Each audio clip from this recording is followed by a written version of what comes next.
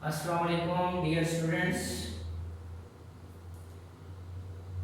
आज हम class 9th की मैथमेटिक्स की एक्सरसाइज 1.1 का लेक्चर 3 जो है वो करने जा रहे हैं। पहले दो लेक्चर भी मैंने डेफिनेशन से रिलेटेड थे, एमसीक्यूज की रिस्पेक्ट से बहुत इंपॉर्टेंट थे। आज भी ये हमारा जनरल लेक्चर है, डेफिनेशन की रिस्पेक्ट से, एमसीक्यूज की रिस्पेक्ट से। अब इसके बाद मैं कंटिन्यूसली फिर टू एक्सरसाइज आपको कराऊंगा। आज की डेफिनेशन है, और ये जो आज डेफिनेशन है ये पहले बहुत इजी थी डेफिनेशन, आज थोड़ी सी ज़रा टेक्निकल है, ये भी इजी है। मैं समझाऊंगा तो आपने इसको गौर से जो है वो देखना है और सुनना है इसको। चलो शुरू करते हैं। बिस्मिल्लाहिर्रहमानिर्रहीम। SSC 19 mathematics chapter 1 lecture 3 exercise 1.1 diagonal matrix. Diagonal matrix क्या होता है? डायगोनल मैट्रिक्स जो है स्क्वायर मैट्रिक्स। सबसे पहली बात है कि डायगोनल मैट्रिक्स जो होगा वो स्क्वायर मैट्रिक्स होगा। स्क्वायर मैट्रिक्स, स्क्वायर से मुराद इसका मतलब है इसमें नंबर ऑफ रोज और नंबर ऑफ कॉलम्स बराबर होंगे। ऐसा मैट्रिक्स जिसमें नंबर ऑफ रोज और नंबर ऑफ कॉलम्स बराबर हो, इक्वल हो, उसे हम स्क्वायर मैट्रिक्स कहते हैं। A matrix in which number of rows is equal to number of columns is called square matrix। मैंने ये लास्ट एक्सरसाइज में सॉरी जो लेक्चर था उसमें ये सारा बता दिया था। A square matrix, इसको जरा गौर से सुनना है और समझना भी है। A square matrix in which, एक स्क्वायर मैट्रिक्स जिसमें all the non-diagonal entries जो होंगी are zero। मैं भी ये बताता हूँ non-diagonal entries कौन सी है। All the non-diagonal entries are zero, तमाम non-diagonal entries zero होंगी। And at least, और कम से कम one diagonal entry में zero। इसका मतलब है कि जो diagonal की एंट्रीज होंगी इनमें से कम एक डायगोनल एंट्री जो है वो जीरो हो सकती है, लाजमी नहीं है जीरो हो सकती है, कम से कम एक में जीरो, बट नॉट ऑल, लेकिन सारी डायगोनल एंट्रीज जो है वो जीरो नहीं होंगी। नॉन डायगोनल तो सारी जीरो होंगी। सबसे पहली बात क्या है कि जो डायगोनल मैट्रिक्स है वो स्क्वायर मैट्रिक्स होता है, number of rose number of columns के बराबर होता है। दूसरी बात, जितनी नॉन डायगोनल एंट्रीज हैं वो सारी क्या होंगी? जीरो। और जो डायगोनल एंट्रीज हैं उनमें से कम एक एंट्री जो है वो जीरो हो सकती है, कम से कम एक से ज्यादा भी जीरो हो सकती है, लेकिन शर्त क्या है? कम से कम एक हो सकती है। कम से कम एक डायगोनल एंट्री जो है वो जीरो हो सकती है, शर्त नहीं है कि लाजमी हो। ठीक है, एग्जांपल मैं दूंगा, समझ आ जाएगी आपको।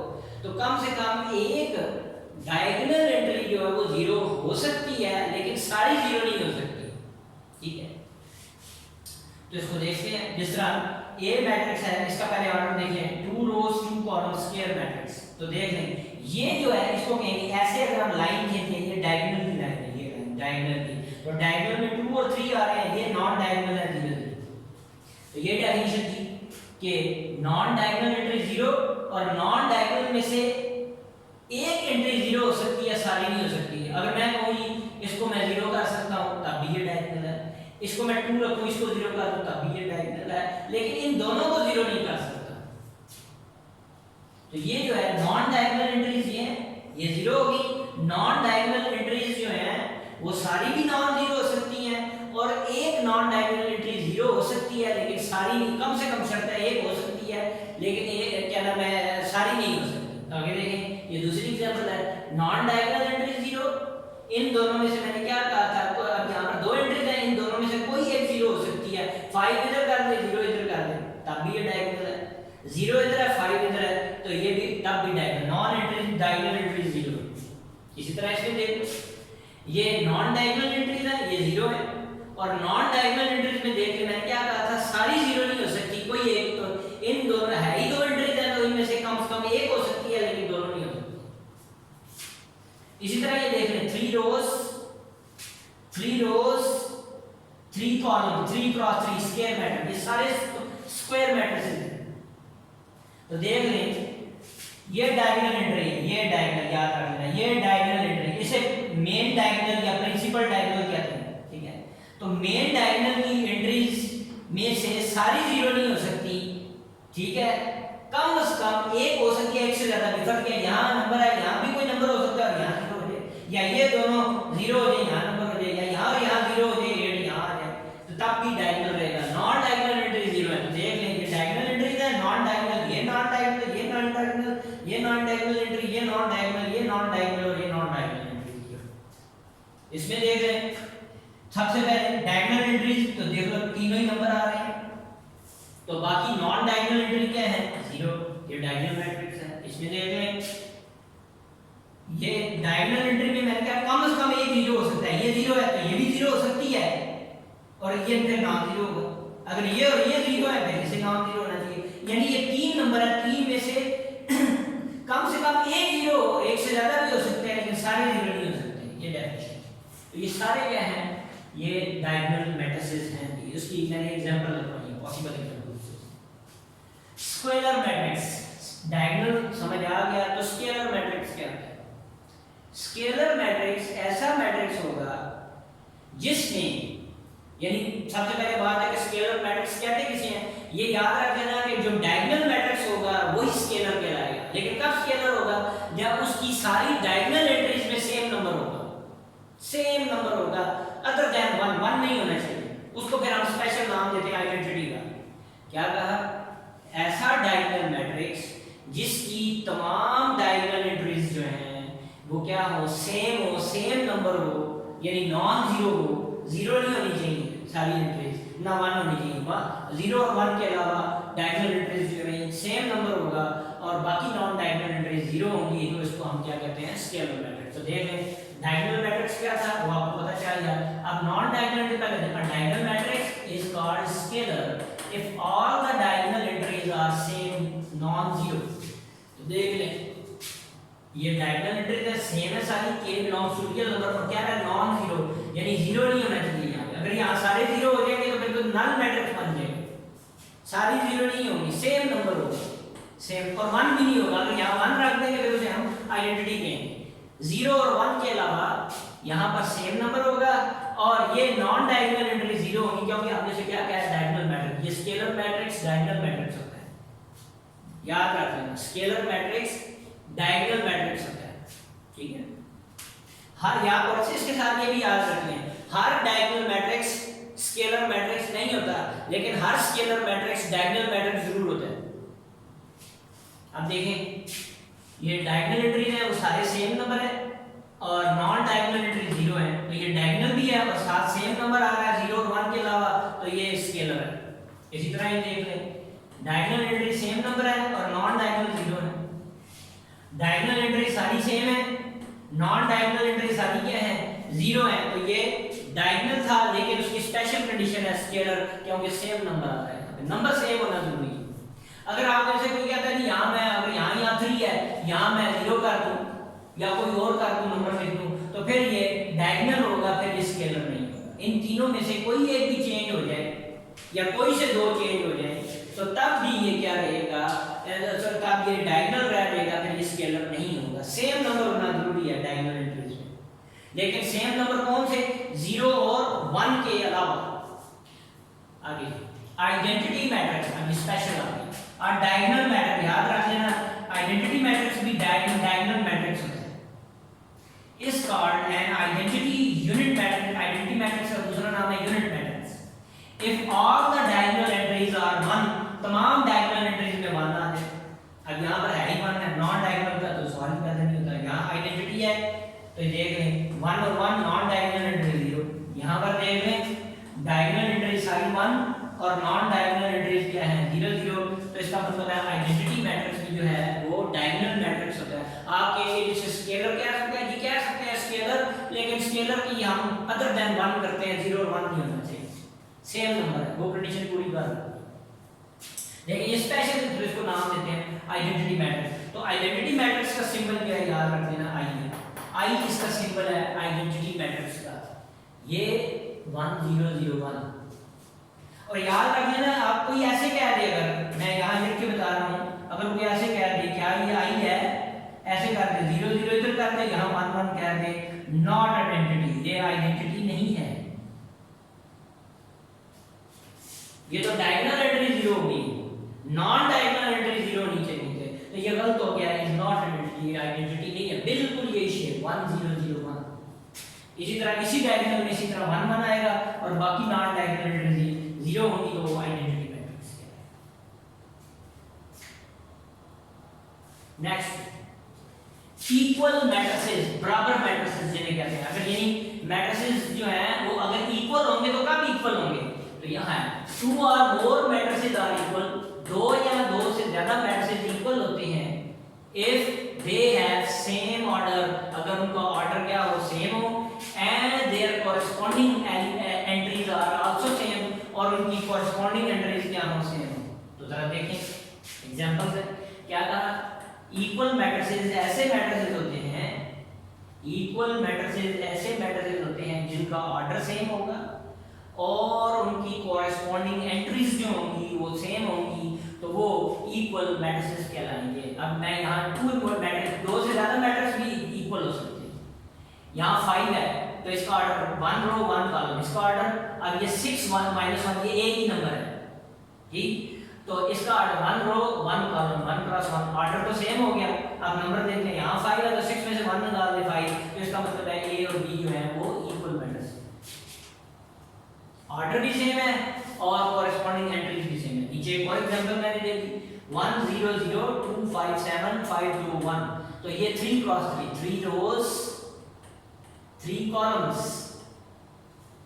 इसी तरह एक टी मैट्रिक्स है, ये 2 1 है, 5 1 है, 7 3 है, 2 है, 5 10 3 है, 5 4 2 10 9। अब देखिए इसका ऑर्डर 3 क्रॉस 3, ये 1 रो 2 रो 3 रोज 1 कॉलम 2 कॉलम 3 कॉलम 3 क्रॉस 3 3 रोज 3 कॉलम, ऑर्डर तो एक इक्वल हो गया, ऑर्डर तो बराबर हो गया, ठीक, लेकिन आप कॉरेस्पॉन्डिंग एंट्रीज देखते हैं, यहाँ 1 है तो 1 के कॉरेस्पॉन्डिंग यहाँ 2 में से 1 निकाल दे 1, तो 1 नहीं आएगा, तो 1 को हमने क्या लिखा है 2 1, तो यहाँ 1 नहीं आएगा, 1 1 के बराबर, 5 5 0, यहाँ भी 0 आएगा, यहाँ भी 0, 7 7 0, ये भी 0, 2 2 5 5 10 में से 3 निकाल दिया 7, तो ये भी 7, 5 के कॉरेस्पॉन्डिंग 5, 2 है तो 4 में से 2 निकाल दिया 2 ही आएगा, तो 2 होगी इक्वल। यहाँ 1 है तो मैंने 10 1 कर 9 करेंगे तो 1 1 = 1, तो इसका मतलब हो गया कि ऑर्डर भी सेम है और कॉरेस्पॉन्डिंग एंट्रीज भी सेम है। कॉरेस्पॉन्डिंग एंट्रीज की बात कर रहा हूं, ऐसे नहीं लिखना कि एंट्रीज आर सेम, आप सिंपल लिखें कॉरेस्पॉन्डिंग एंट्रीज आर सेम, ठीक है। मैट्रिसेस इक्वल कब होते हैं, जब उनका ऑर्डर सेम हो और उनकी एंट्री सेम, उनका वर्ड यूज नहीं करना है, क्या कह रहा हूं कि कॉरेस्पॉन्डिंग एंट्रीज जो होंगी वो उनकी क्या होनी चाहिए, सेम होंगी, तो वो मैट्रिसेस जो होंगे इक्वल होंगे। तो इसका मतलब है S E के इक्वल है और A किसके इक्वल है, G के। आगे है सिमेट्रिक मैट्रिक्स। मैंने लास्ट लेक्चर में आपको ट्रांसपोज पढ़ाया था। ट्रांसपोज में क्या करते हैं, नंबर ऑफ रोज यानी रोज को कॉलम में कन्वर्ट कर देते हैं या कॉलम को रोज में कन्वर्ट कर देते हैं। और स्क्वायर मैट्रिक्स, इसका मतलब है एक स्क्वायर मैट्रिक्स जिसमें नंबर ऑफ रोज और नंबर ऑफ कॉलम इक्वल होंगे, वो सिमेट्रिक हो सकता है। यानी इसका मतलब रेक्टेंगुलर मैट्रिक्स जो है वो सिमेट्रिक नहीं हो सकता, हमेशा स्क्वायर मैट्रिक्स ही सिमेट्रिक मैट्रिक्स होगा, ठीक है। रेक्टेंगुलर मैट्रिक्स सिमेट्रिक मैट्रिक्स नहीं हो सकता, स्क्वायर मैट्रिक्स ही सिमेट्रिक मैट्रिक्स होगा। और स्क्वायर मैट्रिक्स ए, अगर कोई ए मैट्रिक्स हो वो स्क्वायर हो, इज कॉल्ड सिमेट्रिक, वो सिमेट्रिक होगा इफ ए ट्रांसपोज, अगर उसका ट्रांसपोज दिया जाए तो वो मैट्रिक्स ए के इक्वल आ जाए, तो इसका मतलब होगा ए जो होगा वो सिमेट्रिक मैट्रिक्स कहलाएगा। अभी एग्जांपल देता हूं, क्या कहा, अगर कोई मैट्रिक्स ए है और वो स्क्वायर मैट्रिक्स है, उसका ट्रांसपोज लेने से यानी रोज को कॉलम में कन्वर्ट कर दे, तो जो नया मैट्रिक्स आएगा वो वही हो जो मैट्रिक्स ए है, तो इसका मतलब है कि वो सिमेट्रिक मैट्रिक्स कहलाएगा। तो ये एग्जांपल लिखी है, ए है 1 3 2 1 3 3 2, ऑर्डर क्या है 2 रोज 2 कॉलम, 2 क्रॉस 2 स्क्वायर मैट्रिक्स है। अब ट्रांसपोज में क्या करते हैं, रोज को कॉलम बना दो, फर्स्ट रो 1 3 फर्स्ट कॉलम बना दिया, सेकंड रो 3 2 सेकंड कॉलम बना दिया। अब फिर इसको ऑब्जर्व करें 1 3 1 3 3 2 3 2, बिल्कुल सेम वही आ रहा है, तो ए ट्रांसपोज दे दिया। हालांकि हमने यहाँ क्या किया था, फर्स्ट रो को फर्स्ट कॉलम बना दिया, सेकंड रो को सेकंड कॉलम बना दिया, लेकिन हमने फिर देखा तरतीब से 1 3 3 2, ये तो बिल्कुल वही आ रहा है, तो इसका मतलब है A ट्रांसपोज किसकी इक्वल हो गया, A की इक्वल आ गया, तो hence A is a symmetric matrix. तो A जो है वो सिमेट्रिक मैट्रिक्स है। एक और एग्जांपल देख लेते हैं, एक B मैट्रिक्स है, इसमें A H G H B F G H C ये नंबर है, ये कोई नंबर से रिप्रेजेंट हो रहे हैं, ठीक है। अब इसका ट्रांसपोज दें, तो first row first column A H G row में है तो A H G कॉलम में लिख लिया, H B F रो में है तो H B F कॉलम में लिख लिया, G F C रो में है तो G F C कॉलम में लिख लिया। अब जरा फिर हम इसको देखते हैं ऑर्डर में, A H G तो वही ऑर्डर है, H B F H B F H B F G F C G F C से, हालांकि हमने सारी रोज को कॉलम में बना दिया था, लेकिन फिर हमने तरतीब से चेक किया तो ये तो फिर वही बन जाता है, बी मैट्रिक्स है, तो इसकी जगह हम क्या लिखते हैं, देयरफॉर बी ट्रांसपोज किसके बराबर हो गया, बी के, तो hence B is symmetric matrix, B जो है वो सिमेट्रिक मैट्रिक्स। आगे है जी skew symmetric, skew symmetric matrix. A square matrix A is called skew symmetric, इसकी भी कंडीशन वही है सिमेट्रिक वाली कि स्क्वायर होना चाहिए। A मैट्रिक्स कोई अगर मैट्रिक्स A है और वो स्क्वायर है तो वो स्क्यू सिमेट्रिक होगा, कब उसका ट्रांसपोज लें तो माइनस A मैट्रिक्स के इक्वल आ जाएगा, ठीक। तो इसका मतलब हो गया कि वो दोनों, यानी ये जो मैट्रिक्स होगा A मैट्रिक्स वो स्क्यू सिमेट्रिक है। एग्जांपल देखते हैं, A एक मैट्रिक्स है 0 -4 1 4 0 -3 -1 3 0, इसका ऑर्डर क्या है, 3 रोज 3 कॉलम्स 3 क्रॉस 3 स्क्वायर मैट्रिक्स है। फिर आप ट्रांसपोज देते हैं, एक ट्रांसपोज, ये रो में 0 -4 1 कॉलम में लिख दिया 0 -4 1, फर्स्ट रो को फर्स्ट कॉलम बना दिया, सेकंड रो 4 0 -3 4 0 -3 कॉलम बना दिया, सेकंड रो को सेकंड कॉलम बना दिया, थर्ड रो को थर्ड कॉलम बना दिया, -1 3 0। अब इनमें से ये जितने आ रहे थे इनमें से माइनस कॉमन निकाल दिया, ये जितने ये मैट्रिक्स जो नया आ रहा था ट्रांसपोज लेने के बाद इसमें से माइनस कॉमन निकाल दिया, तो 0 का कोई साइन नहीं होता, तो ये 0 ही रहने दिया, ये +4 है तो क्या बन जाएगा -4, -1 है तो +1 बन जाएगा, माइनस कॉमन निकाला था तो +4 हो जाएगा, 0 का कोई साइन नहीं 0 ही लिख दिया, +3 है तो -3 हो जाएगा, 1 है प्लस का है तो क्या हो जाएगा माइनस हो जाएगा, -3 था माइनस कॉमन निकाला तो प्लस हो गया, 0 का कोई साइन नहीं लिख दिया। अब जरा देखिए फिर चेक करें, A ट्रांसपोज ये माइनस वही वाला लगा दिया, अब 0 -4 1 0 -4 1 4 0 -3 4 0 -3 -1 3 0 -1 3 0। तो अब ये जो मैट्रिक्स आया माइनस कॉमन लेने से ये जो नया मैट्रिक्स आ रहा है ये तो मैट्रिक्स A की इक्वल है और साथ साइन किसके लग जाएगा माइनस का, तो इसका मतलब है A ट्रांसपोज -A की इक्वल हो गया, तो hence A is skew symmetric matrix. तो इसका मतलब होगा A जो है वो स्क्यू सिमेट्रिक मैट्रिक्स होगा। तो उम्मीद है ये लेक्चर तीनों आपको समझ आ गए होंगे, इसमें भी आपने रिवाइज किया है, ये डेफिनेशंस डियर स्टूडेंट्स आपने रिपीट करनी है, याद करनी है, ये एमसीक्यू स्टैक से बहुत इंपॉर्टेंट है। और अब हम जब मैं अब एक्सरसाइजेस की तरफ आऊँगा, जितनी पॉसिबल डेफिनेशंस मैं करवाना चाहता था वो हो चुकी हैं और जो आगे आएंगी मैं बता दूंगा, तो ये आपने याद करनी है। और अब मैं कंटिन्यूसली दो एक्सरसाइज जो है वो हम करेंगे कंटिन्यूस। तो मेरा चैनल लाइक करें, शेयर करें और सब्सक्राइब करें, और रेगुलर इंटरवल पे जब आप काम करेंगे तो आपको आगे भी पढ़ने में मजा आएगा। तो ये तीनों लेक्चर आपने भरपूर तैयार कर लेने हैं और इंशाल्लाह नेक्स्ट लेक्चर आपके लिए बहुत ईजी हो जाएंगे, बहुत ईजी है, वो आप खुद कर सकते हैं। अगर आप जितना मैंने काम करा दिया, अगर कोई एक्सरसाइजेस खोल के देख ले 1.1 और 1.2 तो वो खुद भी एक्सरसाइजेस आराम से कर सकता है। लेकिन शर्त ये है कि ये तीनों लेक्चर तैयार हों, आपको याद हो, सारी बातें पता हों तो इंशाल्लाह नेक्स्ट लेक्चर में मुलाकात होगी। तब तक के लिए अल्लाह हाफिज़।